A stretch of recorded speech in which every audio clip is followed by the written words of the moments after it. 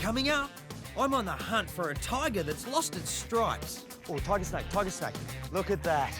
Dan the Frogman gives me the grand tour. One of my favourite all-time Australian frogs. And this nighttime prowler looks ready to strike. The last thing I want is a snake tooth to the face.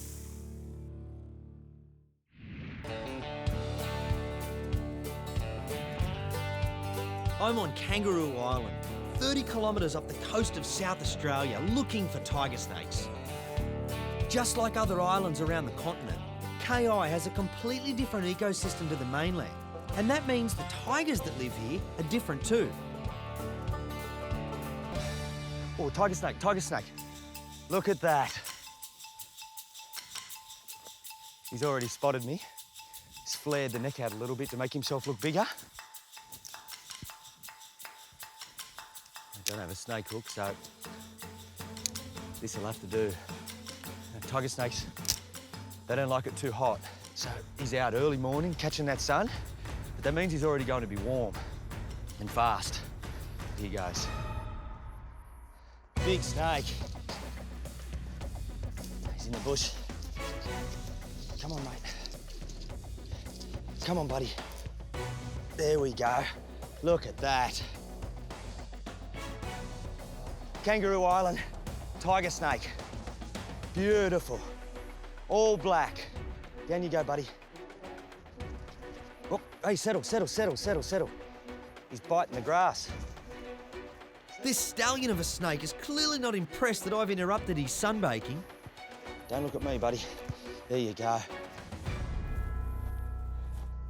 I'm used to working with tiger snakes half the size of this. But on the islands, their diet changes. Mainland tiger snakes feed on skinks and frogs this big. Island tiger snakes eat mutton bird chicks. They're a good-sized bird, about the size of a small chicken. I've got to say, my offshore encounters with tiger snakes has been something else.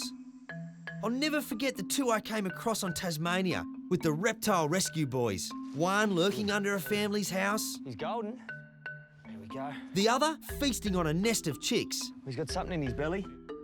Another supreme bird hunter, just like KI tigers. He's a bit fiery, but if he's quiet enough, I'm just gently going to pin his head and grab him and try and have a look. All right?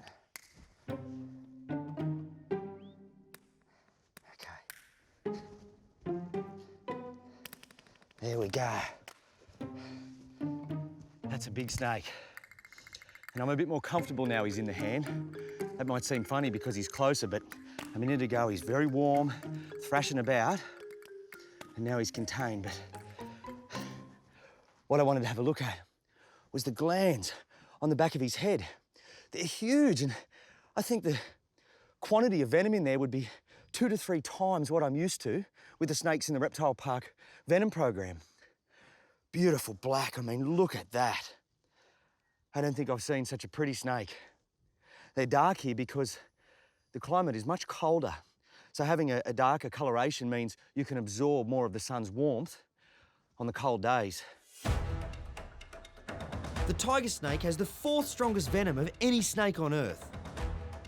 If you cop a bite, its strong neurotoxins will send your body into paralysis, meaning you'll stop breathing or have a heart attack. In addition, it has a very strong anticoagulant, and just a couple of drops to a vial of blood will turn it thick as jelly. There are skinks and frogs on these islands, but they're not a consistent food source. We're down here in the coastal heath. The ocean's only 500 metres that way. And at the right time of year, mutton birds or shearwaters come in and nest, hundreds of nests along the coast. These tiger snakes go down there and gorge feed at those times of year. In some places, where there aren't many skinks or frogs, they only feed for 2 to 3 months of a year, and that's enough food to last them for the rest of the year. It's time for me to let him go, and this part's as dangerous as catching him. A nice release means you don't get bitten. Ready? 1, 2, 3. Thank you, mate. And you can go now.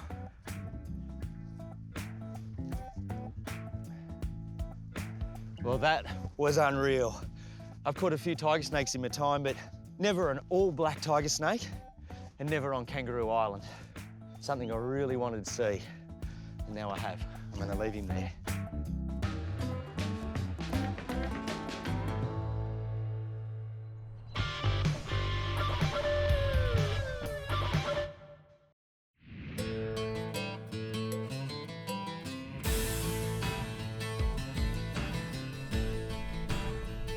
This is the wonderful Watergan Forest, just up the road from the reptile park. My old mate Dan has been camping out here for the past few months, studying the breeding habits of the Redback toadlet. Tell me, mate, what's special about this particular site? Well, that's a unique site for these species. They only breed in ponds that are temporarily dry and then fill up with rain for only a few months of the year. So these frogs, the males, will set up camp really early in the season, and then females will come in after rain when the soil's nice and moist, lay their eggs, and then hitchhike out of there. So everything you collect here, the males you have, the females you have, you get to understand a brilliant picture of what's happening. Yep, and that male, he'll sit with them. We don't really know why he sits with them, but he'll guard those eggs, possibly from predators, and until this pond fills up with water, he'll get out of there and those tadpoles will hatch. Classically Australian, hey, you've got to find a niche. The environment's tough, and if you don't have a little difference like this, you might not survive at all. Yep. Well, that's the trade-off. They've got away from that permanent ponds where you get predators and lots of other species that love it. Here, you've just got the one species, but so many more risks. Yeah, and white tags everywhere. Well, that's where the males set up. They don't move. Once they enter the site, they sit there underneath the leaf litter, call, attract a female, and then he'll sit with the eggs until this pond fills up. How many males are in this area right now? Over the course of this breeding season, there's probably been about 200 males turn up. 200? Yep. And so those females have got a great deal of selection to pick out which ones they want to go with. well, here we go. So now we're into an interesting topic. What makes a male redback toadlet sexy? Well, that's what I'm trying to figure out. Is it his nest? Is it his little camp that he's got it set up? Or is it himself? Is it his calls that demonstrate how strong he is? We're having to tread lightly around here. We don't want to step on anyone. Look at this. They're everywhere. They're everywhere. He wasn't kidding when he said there's 200 in here. There's 1, 2, 3, 4, 5, 6, 7, 8, 9, 10, 11, 12, 13, just there. That's a hot spot. How do you get a girlfriend in there? Well, that's what I want to know. Like, what is it about this little area that makes it so popular? So what are you going to find under there? Well, obviously he's gone walkabout, possibly for a feed. Yep. But he'll have a little depression there that he usually sits in. But if we've got any luck, he'll have a big clutch of eggs sitting there. In there now? Yep. Ah, show me. All right, let's have a little look. Oh, there they are. Oh, yep. Yeah, decent clutch there. Look at that. Yep. Pretty big eggs for a frog of that size, but they've got to give it enough yolk to last for a few months in the egg capsule. Yeah, so in contrast to a frog that lays 5,000 eggs, Yep. that are tiny, They hatch within days and they don't need any yolk. but this is dry, Yep. so they're robust to be able to weather that until the rain comes. Amazing. Yep. Only in Australia, you got an amphibian that we all associate with permanent water that's found a niche that other frogs mightn't be able to survive in, let alone breed in. And we've got eggs with tadpoles inside them in moist dirt, just waiting for rain. Amazing. What's next, Dan?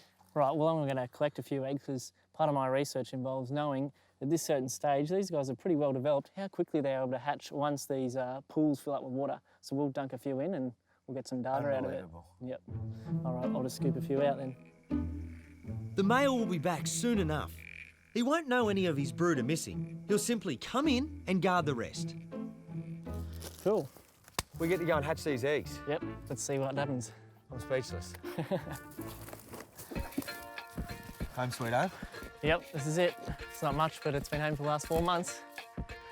All right, so we got these eggs and prepared this little tank here. Okay. And so if everything goes to plan, we'll drop these eggs in and I'll record how many hatch and how quickly they hatch and yeah, it should be pretty good. I can't wait to see it. It's gonna be good. So as far as they're concerned, it's just about to rain. Yep, Righto, away right. you go. let's go. One's out. Now this can take a while. 1 or 2 may hatch within minutes, but the rest will bide their time. They need to be sure there's enough water for survival. If they come out too early and the rain hasn't formed a pond, well, it'd be a sad and short life for the impatient ones. That was amazing. But now we've got a tank full of tadpoles and a dry pond that they came from. What are we going to do with them? We can't release them back there, can we? No. Well, I've got a few other sites that I conduct some other research. Yep. So we're just going to release them back in the night. And why don't we do a survey for some few other species that we get there? I would love to. All right. What are we going to do until then? Well, let's take a seat and let's just wait for it to get Home dark. sweet home. All right. This is a land of extremes. We could go months without a drop of rain, and there's a whole load of reasons why one male's nest could be better than the next.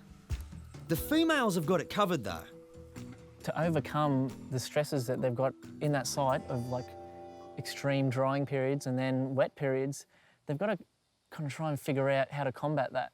And one way we think they're trying to do that is individual females spread their eggs amongst multiple males, kind of like the opposite of putting all your eggs in one basket, spreading the risk. And so at least some eggs that they lay with some male will possibly get through into some offspring. What happens now, mate? We just wait for dark? Yep, well, once the sun sets, and we'll probably hear some frogs calling and we'll head out. Might we just kick back till then, eh? Yep. let's Easy done. Take it easy. Beautiful view.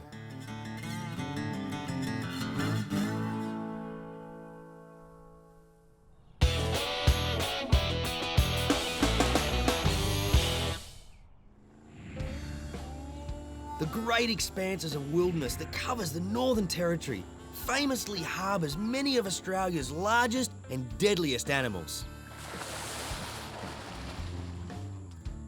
Daytime is usually spent either sunbaking or taking shelter, but most of all, it's a time for sleeping. It's when nighttime descends that the real action kicks in. That's when the predators come out to hunt, and the prey, well, they're just hoping to make it through till morning. It's only a short walk through the dense surroundings before I spot one of the locals. Snake in the tree. It's a carpet python. It's a Northern Territory carpet python, a Darwin carpet. It's only young. These guys can get up to sort of 10 foot. He'd be taking things like small mammals, reptiles, birds. That's why he's come down. He was sitting there when we found him in a bit of an S pose. Whoa, there's a strike. Look at that, and he's S'd again. I wasn't watching him there, but he can see me. Now, he's been a bit cunning there. He's gently creeping forward and making that S a little bit bigger so he can reach further. I'm not stepping back. The last thing I want is a snake tooth to the face. Like all pythons, he's non-venomous. Their preferred choice of killing is suffocation. To show you the incredible strike speed of this reptile, I'm going to act as bait. We'll just try and get him down for a look. Where's the best spot? He's got it. Ah! I deserve that, but that was a bite. Few teeth, not too bad. He's just a python, so it's not dangerous. Those teeth are designed for gripping onto prey. They're backward facing. When they get in, they rip through a bit of flesh, so it might look bad, but he's only a little snake. Whoa. Okay, now he just nailed me. I'm just gonna grab a stick, try and get him to move a little bit. He's on the move now, so it's safe to get him off. He hasn't got that strike position. Come on, mate. Look at that. Beautiful snake. They live in the forest, so they're brown, black, yellow, camouflage well. He's flicking his tongue to have a bit of a smell. It's a good find, because it's quite a cool night. He'd be out looking for any little mammals, birds. And that there, as you can see, you've got the S in the neck. He is just about to strike. And all along that bottom lip are heat-sensitive pits. Now, if one of those picks up my arm, I'm guessing that I'd cop a whack. Don't do it, mate. Don't do it. Look at this. He's just about to strike. He's flicking his tongue. We want to try and keep him nice and settled, not stress him. Hey, bit of a hiss. Look at my hand. It's wrapped up. He's really got my hand there, and a python this size isn't too dangerous. But these guys can get up to 10 foot. I mean, if he was to wrap around, especially on my neck, it'd be an effort to get him off. Okay, I'm gonna try and get him off my hand and put him back where I found him and let him go. He should go straight up into a tree. Come on. And you can really see how he camouflages on that tree. Have a look at the different colours. Once he gets his head around, he should take off. That's it. There we go. What a snake.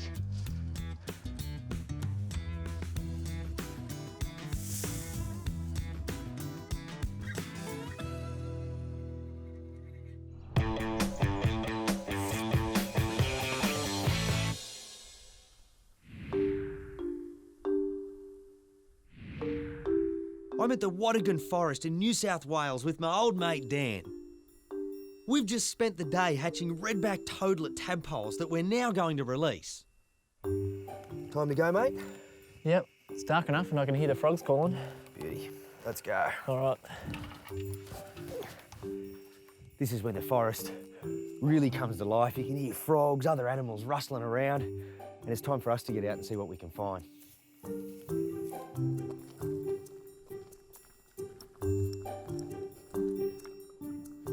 Hey, there's a tawny. Oh, looking right at us. Look at that. It's a tawny frogmouth right up there. Looks like an owl, but it's not. It's a nightjar. And what do you know? He's hanging out right where all the frogs are. Right where the frogs are, hey? He's not silly.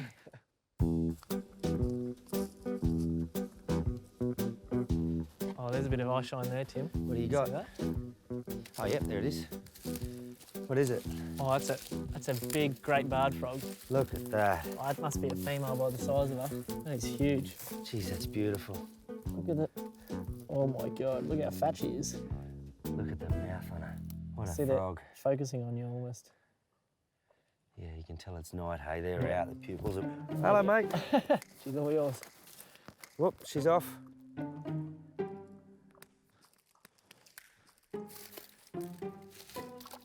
Oh.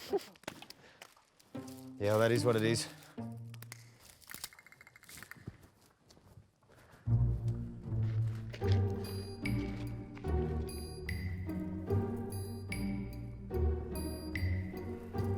This is a pobblebonk.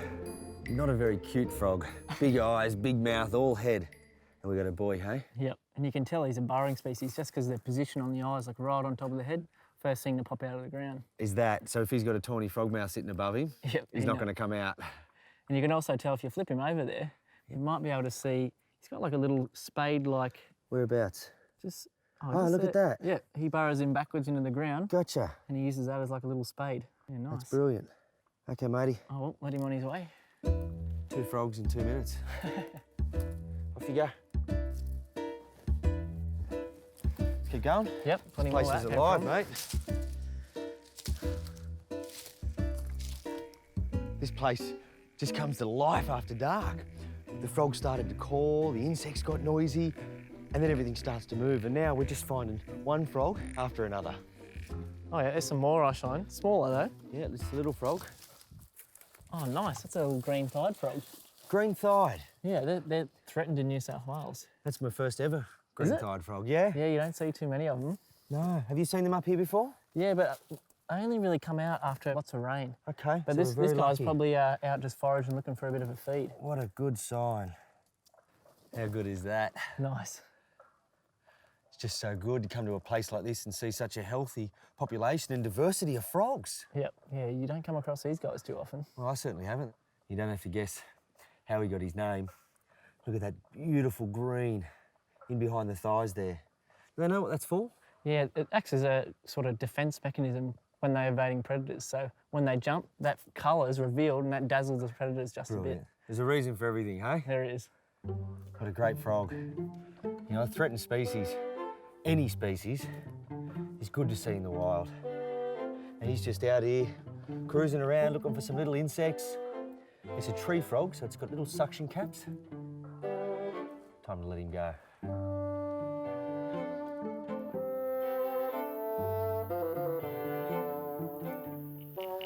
All right, so you can hear that frog? Yeah. That's the common eastern froglet, tiny little species. Yep. Be lucky if we find one, probably on the edge Noisy somewhere. Oh, here's a little one here. Oh, you got one. Tiny little thing. Look at that. Yeah, just hanging in the water there. Yeah, they love these little areas like this. Probably one of the smallest frogs, but one of the loudest calls, I reckon. Is this permanent water or it's just filled with a bit of rain? This one fills up every now and again, but they'll just take advantage of that. Any free water. Just colonised by frogs They are instantly. now. Cool. Every Australian frog has a unique call, and at the moment, we're trying to track down a red-eyed tree frog. Every time we get close, the call stops. But they're just in here somewhere. We keep looking, we'll find one. Is he calling somewhere in here?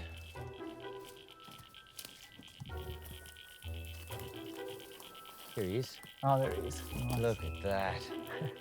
Look How at good is that? Look at his throat is out, he's been calling. One of my favourite all-time Australian frogs. Yeah, have to be.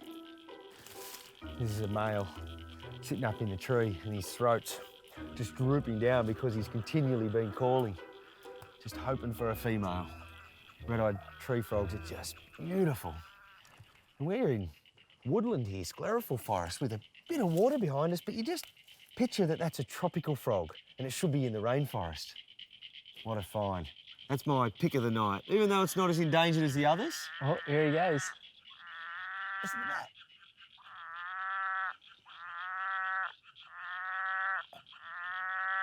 How good is that? He doesn't care that we're here at all. He doesn't care. Let's leave him be.